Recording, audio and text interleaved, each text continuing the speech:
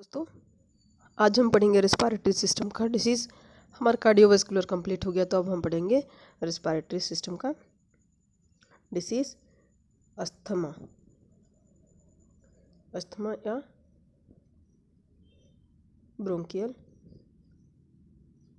Asthma, इसके बारे में पढ़ने वाले हैं। तो ब्रोंकियल अस्थमा क्या होता है, आइए देखते हैं। अस्थमा और ब्रोंकियल अस्थमा। ब्रोंकियल यानी कि जो हमारे ब्रोंकाई हैं, समझ लीजिए कि ये हमारे इस तरीके से क्या होते हैं, ब्रोंकाई होते हैं। ये हमारा नॉर्मल हुआ, लेकिन जब इसमें अस्थमा कॉज होने लगता है, यानी कि म्यूकस का जो प्रोडक्शन है वो ज़्यादा होने लगता है, यानी कि हम कह सकते हैं इस तरीके से। तो हमारा जो ब्रोंकियल है, यहाँ पर ये हम यहाँ पर मार्क कर रहे हैं, ये देख सकते हैं ब्लू ब्लू जो है, ये क्या हो गया, हमारा म्यूकस आकर के हमारे ब्रोंकियल में स्टिक हो गया है, जिसकी वजह से क्या होगा कि हमारा जो नॉर्मल ल्यूमन है, किसका, ब्रोंकियाई का नॉर्मल ल्यूमन है, इसमें क्या होगा, ऑक्सीजन का जो एक्सचेंज है वो नॉर्मल तरीके से नहीं हो पाएगा। इस कंडीशन को हम ब्रोंकियल अस्थमा कहते हैं। तो सबसे पहले क्या देखते हैं, ब्रोंकियल अस्थमा क्या, क्रॉनिक इन्फ्लेमेटरी डिसीज है। क्रॉनिक इन्फ्लेमेटरी डिसीज है।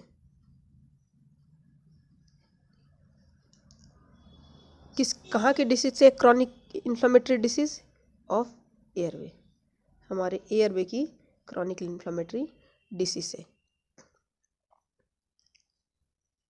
Characterised by reversible air obstruction, reversible airway obstruction, हमारा बार बार क्या हो जाना, एयरवे का ऑब्स्ट्रक्शन हो जाना, जिसके कारण क्या होगा, एयरवे ऑब्स्ट्रक्शन हो जाएगा, ब्रोंकोस्पाज्म हो जाएगा, ब्रोंकोस्पाज्म, एयरवे इन्फ्लामेशन,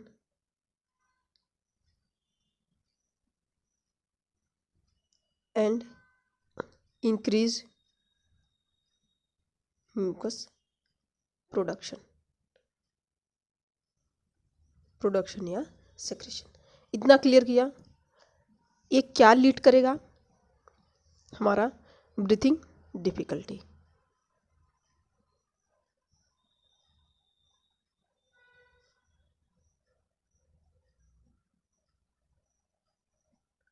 इतना क्लियर हुआ आपको, एट लास्ट क्या करेगा, ब्रीथिंग डिफिकल्टी कॉज करेगा। डेफिनेशन के साथ एक पैथोफिजियोलॉजी टाइप का भी आप समझ सकते हैं। अब इसको मैं कुछ इमेज के माध्यम से दिखाऊंगी तो आपको क्लियर होगा ज़्यादा अच्छे से। इस तरीके से आप देख सकते हैं कि ये हमारा क्या है, एयरवे है। एयरवे इस तरीके से हमारा क्या हो गया है, ये नॉर्मल एयरवे है, देख सकते हैं कि, लेकिन जब इसमें क्या होगा, म्यूकस का प्रोडक्शन हो जाएगा, तो ये ल्यूमन जो है वो इंक्रीज हो जाएगा। इस तरीके से इमेज देख के आपको क्लियर हो रहे होंगे कि किस तरीके से म्यूकस का प्रोडक्शन होने लगेगा। नेक्स्ट इमेज दिखाते हैं। इसमें अब आप देख सकते हैं कि किस तरीके से नॉर्मल, ये देख सकते हैं, ये जैसे ये रहा हमारा नॉर्मल एयरवे। नॉर्मल एयरवे में देख रहे हैं कि ल्यूमन का साइज कैसा है। एक अस्थमैटिक में देख सकते हैं कि इस तरीके से ल्यूमन क्या हो गया, छोटा हो गया है। जब इसमें हमारा 100% ऑक्सीजन का सप्लाई हो रहा था, तो यहाँ पर क्या होगा, हमारा इनका सप्लाई क्या हो जाएगा, डिक्रीज हो जाएगा, ऑब्स्ट्रक्शन हो गया, क्रॉनिक इन्फ्लेमेशन हो गया है एयरवे में। अब वहीं पर देखते हैं अस्थमैटिक एयरवे में ड्यूरिंग इन अटैक। जब अस्थमैटिक अटैक आता है तो इस तरीके से और भी जो ल्यूमन है वो साइज इसका छोटा हो जाएगा, और इस तरीके से एक भी पेशेंट को ऑक्सीजन सप्लाई नहीं हो पाएगा, सेल्फ से पेशेंट ऑक्सीजन नहीं ले पाएगा। उसके बाद ये आता है क्या, ब्रोंकोस्पाज्म। इस तरीके से ब्रोंकाई जो है हमारे, ये स्पाज्म हो जाते हैं, म्यूकस का सीक्रेशन, म्यूकोजल एडिमा और ब्रोंकोस्पाज्म इस तरीके से हो जाएगा। ये क्लियर हुई है आपको पूरे जो भी इमेज हमने दिखाया। अब आगे देखते हैं हम। इसमें इमेज में देख सकते हैं ये हमारे क्या है, एल्बुलाई है, जो कि नॉर्मल है, इस तरीके से देख सकते हैं। यहाँ पर क्या हुआ, ये नॉर्मल है, लेकिन यहाँ पर देखिए स्वेलिंग और म्यूकस का प्रोडक्शन दोनों हो गया है, देख सकते हैं इसमें, जिसकी वजह से यहाँ पर क्या होगा, अच्छे तरीके से ऑक्सीजन का सप्लाई नहीं होगा। इसमें देख सकते हैं कि ये क्या है, हमारा नॉर्मल मसल्स है, नॉर्मल हमारी ब्रोंकियाई हैं जहाँ पर ये नॉर्मल तरीके से दिख रही हैं। यहीं पर अगर इनका जो अस्थमेटिक एयरवे है उनका ऐसा हो जाएगा, और अस्थमेटिक अटैक के टाइम में इस तरीके से इतना सा ही बस ल्यूमन बचेगा, ब्रोंकोस्पाज्म की कंडीशन हो जाएगी। नेक्स्ट देखते हैं क्या हम ये देख सकते हैं कि किस तरीके से हमारे जो स्पाज्म हो रहा है मसल्स में, किस तरीके से इस तरीके से स्पाज्म हो करके यहाँ पर सप्लाई ऑक्सीजन का और म्यूकस का प्रोडक्शन ज़्यादा हो जाता है। ए में से क्लियर हो गया आपको। अब हम देखेंगे कॉजेज। कॉजेज में क्या देखते हैं हम, सबसे पहला हमको एलर्जन। एलर्जन के कारण ऐसा होगा, एलर्जन में क्या क्या हो सकते हैं हमारे, dust, pollen, mites, animal, dander, इन सब के कारण क्या होता है, हमें एलर्जी हो जाती है और अस्थमा की कंडीशन देखने को मिलती है। नेक्स्ट आता है क्या, respiratory infection.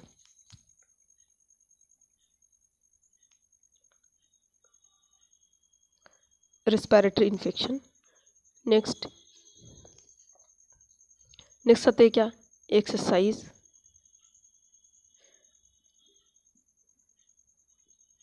Cold air, smoke and air pollution.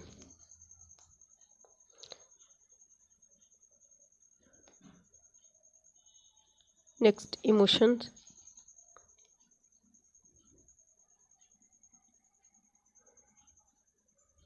Emotional stress,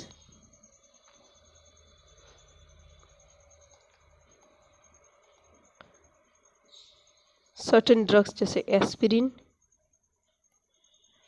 non steroidal anti inflammatory drug, non steroidal anti inflammatory drugs और बीटा ब्लॉकर। और फैमिली हिस्ट्री, अगर फैमिली में किसी को अस्थमा है तो चांसेस होएगा कि हो सकता है। अब देखते हैं हम सिम्टम्स।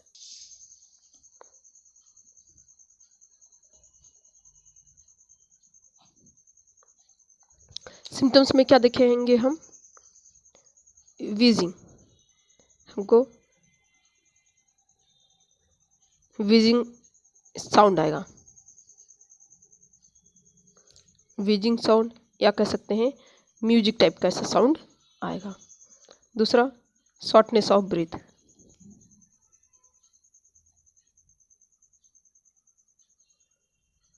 नेक्स्ट कफ, स्पेशली कब, एट नाइट, रात में पेशेंट को खांसी हो सकती है। Chest tightness,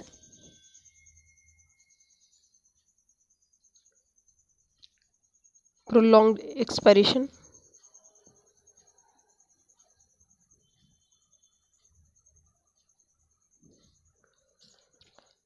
tachypnoea,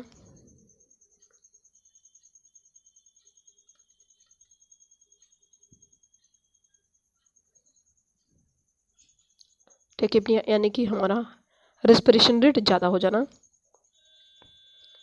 use of accessory muscles in severe attack. Next, cyanosis. Cyanosis क्या, सीवियर केसेस में देखने को मिलेगा हमको, हर एक केसेस में देखने को नहीं मिलेगा। इस तरीके से आपको सिम्टम्स क्लियर हुए हैं। अब देखते हैं हम risk factor.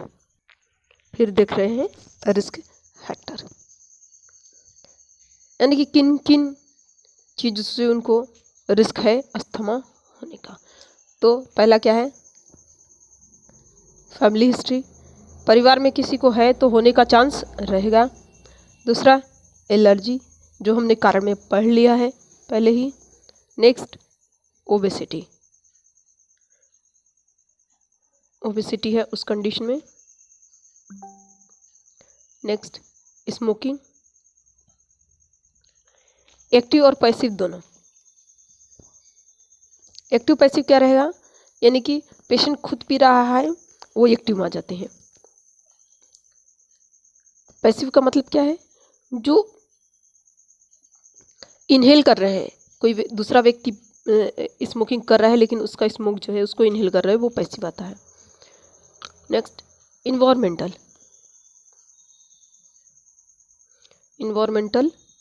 Pollution, environmental pollution के कारण। अब हम देखते हैं डायग्नोसिस, इसके लिए क्या क्या डायग्नोसिस करेंगे।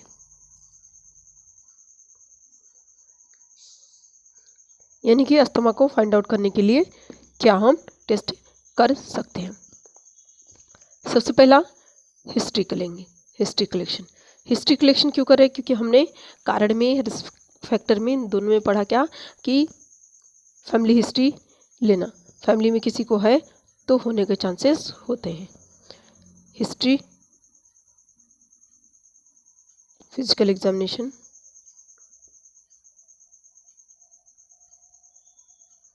फिजिकल एग्जामिनेशन करेंगे ताकि हम साइनोसिस है तो उसको पता लगा सके, चेस्ट टाइटनेस है उसको कर सके।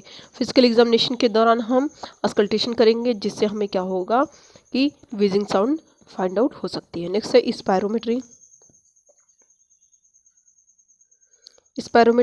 स्पायरोमेट्री करेंगे ताकि हमें हार्ट जो लंग्स की कैपेसिटी है उसको हम फाइंड आउट कर सकें। नेक्स्ट है पीक एक्सपायरेटरी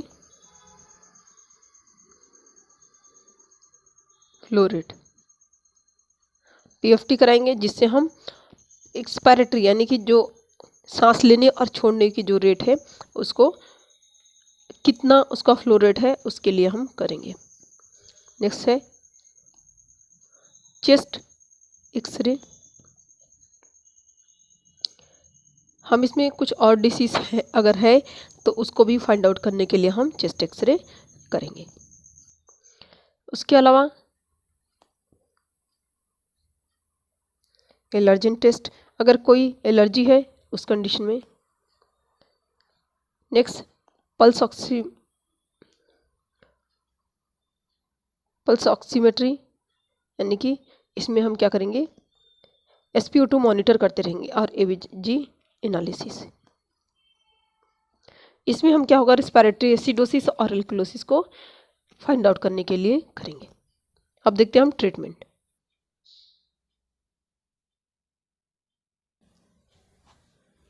ट्रीटमेंट में क्या करते हैं, सबसे पहला आता है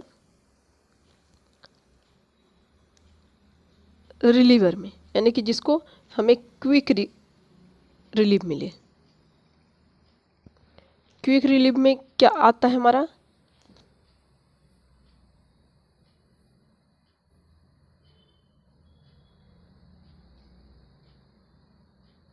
सबसे पहला साल्ब्यूटामॉल। इसमें आ जाएंगे हमारे, एक क्या था शॉर्ट एक्टिंग बीटा एंटागोनिस्ट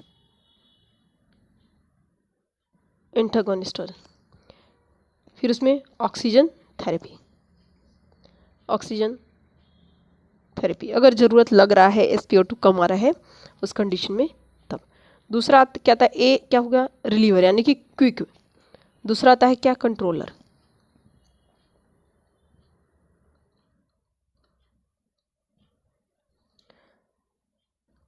में एक आते हैं लॉन्ग टर्म में जो कि यानी कि थोड़े लंबे समय से मिले हमें।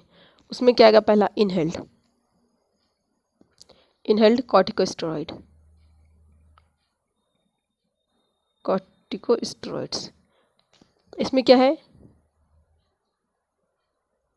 बुडिसोनामाइड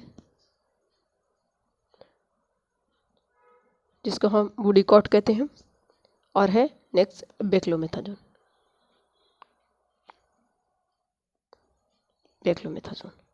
दूसरा आता है क्या हमारा लॉन्ग एक्टिंग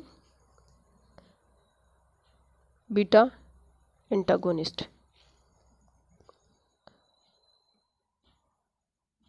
साल्मेट्रॉल सॉल्मेट्रॉल और इसको बाद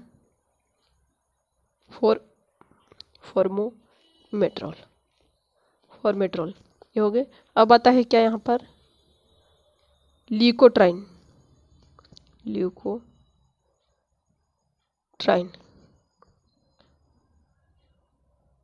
रिसेप्टर्स एंटागोनिस्ट। इसमें क्या लेंगे हम, मोंटेल्यूकोकास्ट, जिसको हम मोंटेयर एलसी कहते हैं, मोंटेल्यूकास्ट। उसके बाद आते हैं ओरल कॉर्टिकोस्टेरॉइड।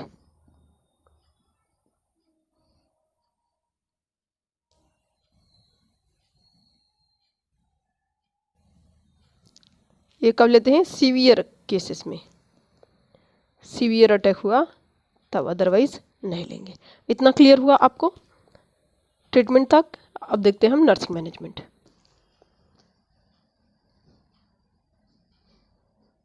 नर्सिंग मैनेजमेंट में क्या करना हमें, सबसे पहले हम देखेंगे उनका ऑक्सीजन एडमिनिस्ट्रेशन अगर प्रिस्क्राइब किया गया है तो हमें उनका O2 सैचुरेशन देखना है।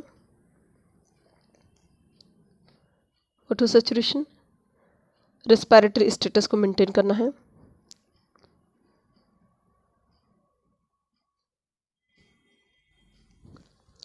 दूसरा क्या है, पेशेंट को हाई फॉलर पोजीशन देना, हाई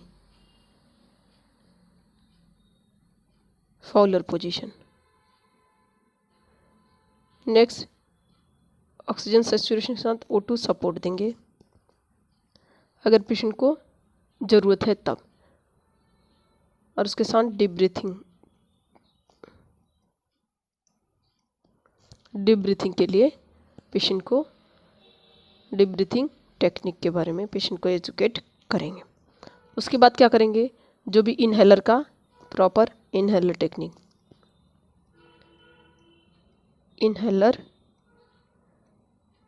टेक्निक और नेक्स्ट फॉलोअप के बारे में पेशेंट को एजुकेट करेंगे। इस तरीके से आपको जो हमारा ब्रोंकियल अस्थमा का टॉपिक है वो क्लियर हुए होंगे। अगर इस वीडियो में आपको कुछ भी डाउट होता है तो आप हमारे कमेंट बॉक्स में ज़रूर लिखिएगा। अगर वीडियो पसंद आए तो उसे लाइक शेयर कमेंट और सब्सक्राइब जरूर करिएगा। तब तक के लिए थैंक यू सो मच, मिलते हैं नेक्स्ट वीडियो में।